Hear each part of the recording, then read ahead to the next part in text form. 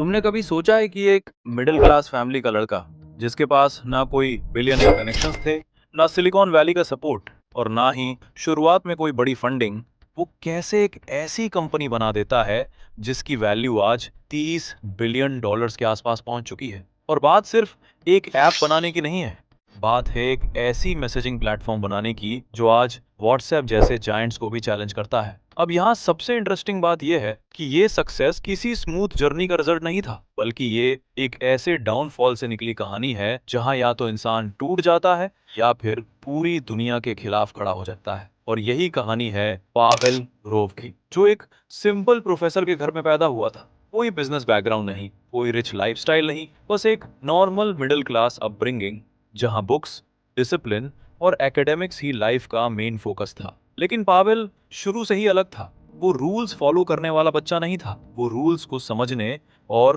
तोड़ने वाला था।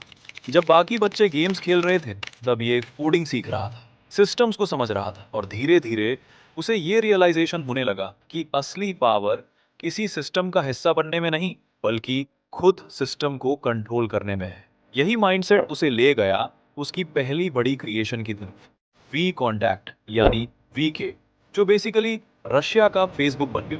कुछ ही सालों में वीके ने मिलियंस ऑफ यूजर्स कैप्चर कर लिए और पावेल एक सक्सेसफुल यंग एंटरप्रेन्योर बन चुका। सब कुछ परफेक्ट लग रहा था, ग्रोथ थी, फेम था, पावर थी। लेकिन प्रॉब्लम यहीं से शुरू होती है, क्योंकि जैसे ही तुम्हारे पास पावर आती है, वैसे ही तुम अकेले नहीं रहते, तुम्हारे एनिमीज भी बनने लगते हैं। और पावेल ने एक ऐसी मिस्टेक कर दी थी जो बहुत सारे फाउंडर्स कर देते हैं। उसने अपनी कंपनी में पूरा कंट्रोल अपने पास नहीं रखा। शुरुआत में ये डिसीजन छोटा लगता है, लेकिन बाद में यही सबसे बड़ा रिस्क बन जाता है। फिर एक दिन अचानक रशियन गवर्नमेंट की तरफ से प्रेशर आने लगा कि वो यूजर्स का डेटा शेयर करे, ऑपोजिशन पेजेस को रिमूव करे और बेसिकली प्लेटफॉर्म को कंट्रोल में दे दे। अब ये सिर्फ बिजनेस डिसीजन नहीं था, ये एक मॉरल डिसीजन बन चुका था कि क्या वो सिस्टम के आगे झुकेगा या फिर अपनी वैल्यूज के लिए खड़ा रहेगा। और यहीं पर कहानी पूरी तरह बदल जाती है, क्योंकि पावेल ने वो किया जो ज्यादातर लोग नहीं करते। उसने सीधा नो बोल दिया। ये सिर्फ एक वर्ड नहीं था, ये एक ट्रिगर था जिसने उसकी पूरी लाइफ को बदल दिया। क्योंकि उस एक डिसीजन के बाद जो शुरू हुआ वो एक डाउनफॉल था, ऐसा डाउनफॉल जिसमें उसकी अपनी बनाई हुई कंपनी भी उससे छिनने वाली थी। और शायद उसी मोमेंट ने टेलीग्राम की फाउंडेशन रखी। जब पावेल दुरोव को अपनी ही बनाई हुई कंपनी वीके से बाहर निकाला गया, उस मोमेंट पर उनकी लाइफ लिटरली जीरो पर आ चुकी थी। ना उनके पास कंपनी थी, ना स्टेबल कंट्री, ना कोई स्ट्रॉन्ग बैकअप प्लान। ज्यादातर लोग इस स्टेज पर टूट जाते हैं, क्योंकि जब आपकी आइडेंटिटी ही आपकी क्रिएशन से जुड़ी हो और वही आपसे छिन जाए, तो इंसान अंदर से खाली हो जाता है। लेकिन पावेल अलग था। उसने इस लॉस को एंड नहीं, बल्कि रीसेट की तरह देखा। उसने ये समझ लिया था कि प्रॉब्लम सिर्फ उसकी कंपनी के साथ नहीं थी, प्रॉब्लम पूरे सिस्टम के साथ थी, जहां पावर में बैठे लोग किसी भी प्लेटफॉर्म को कंट्रोल कर सकते हैं और यूजर्स की प्राइवेसी सिर्फ एक जोक बनकर रह जाती है। यहीं से एक नया आइडिया पैदा हुआ,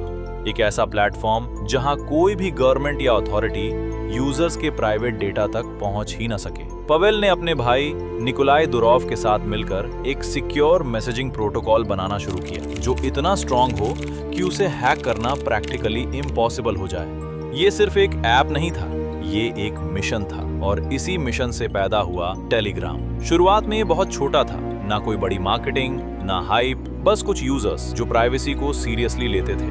लेकिन धीरे धीरे सिचुएशन बदलने लगी, क्योंकि लोग रियलाइज करने लगे कि कन्वीनियंस के बदले वो अपनी प्राइवेसी सैक्रिफाइस कर रहे हैं। दूसरी तरफ व्हाट्सएप जैसे ऐप्स ऑलरेडी मार्केट में डोमिनेट कर रहे थे। उनके पास बिलियंस ऑफ यूजर्स थे, स्ट्रॉन्ग फंडिंग थी और ग्लोबल प्रेजेंस थी। टेलीग्राम के पास इन सब में से कुछ भी नहीं था, लेकिन उसके पास एक चीज थी जो बाकी सबके पास नहीं थी, और वो थी ट्रस्ट। पावेल ने साफ कह दिया था कि वो कभी भी यूजर्स का डेटा सेल नहीं करेगा, ना एड्स लाएगा और ना ही किसी प्रेशर में आएगा।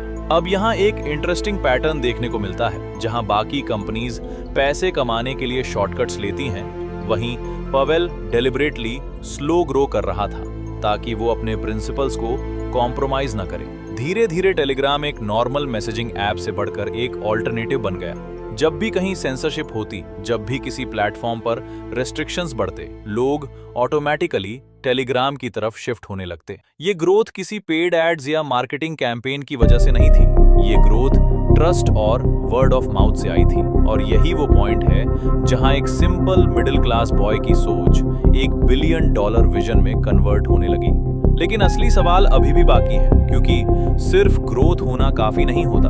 असली गेम तब शुरू होता है जब पूरी दुनिया तुम्हें रोकने की कोशिश करती है। जैसे जैसे टेलीग्राम बड़ा होता गया, वैसे वैसे गवर्नमेंट्स अनकंफर्टेबल होने लगी, क्योंकि एक ऐसा प्लेटफॉर्म जिसे ना इजीली ट्रैक किया जा सकता है और ना कंट्रोल, वो किसी भी पावरफुल सिस्टम के लिए सीधा थ्रेट होता है। कई देशों ने टेलीग्राम को बैन करने की कोशिश की, रूस ने तो उसे पूरी तरह ब्लॉक करने का अटेम्प्ट किया। लेकिन यहाँ सबसे इंटरेस्टिंग चीज ये थी कि टेलीग्राम रुका नहीं, वो बार बार वापस आता रहा, क्योंकि पवेल दुरोव ने सिस्टम को डीपली समझ लिया था। उन्होंने ऐसा इंफ्रास्ट्रक्चर बनाया था जो इजीली शट डाउन नहीं किया जा सकता, और यही उनकी सबसे बड़ी ताकत बन गई। अब सिचुएशन ये थी कि एक तरफ पूरी गवर्नमेंट्स थी और दूसरी तरफ एक अकेला फाउंडर।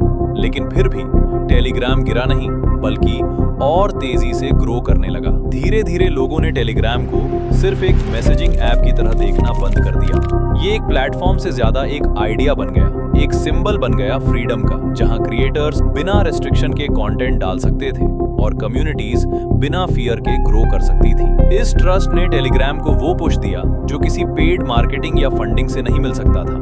यूजर्स ऑर्गेनिकली बढ़ते गए और देखते ही देखते ये प्लेटफॉर्म मिलियंस से बिलियंस यूजर्स तक पहुंच गया, और इसी ग्रोथ के साथ इसकी वैल्यूएशन भी बढ़ती गई। इवेंचुअली $30 बिलियन के आसपास पहुंच गई। अब अगर इस पूरी जर्नी को ध्यान से देखो तो समझ आएगा कि ये सक्सेस किसी शॉर्टकट का रिजल्ट नहीं थी। ये उन डिसीजंस का रिजल्ट थी जो शॉर्ट टर्म में गलत लगते थे, लेकिन लॉन्ग टर्म में सबसे पावरफुल साबित हुए। एड्स ना लगाना, डेटा ना बेचना, गवर्नमेंट्स के सामने ना झुकना, ये सब डिसीजंस उस टाइम रिस्की लग रहे थे, लेकिन यही चीजें टेलीग्राम को बाकी प्लेटफॉर्म से अलग बना गई।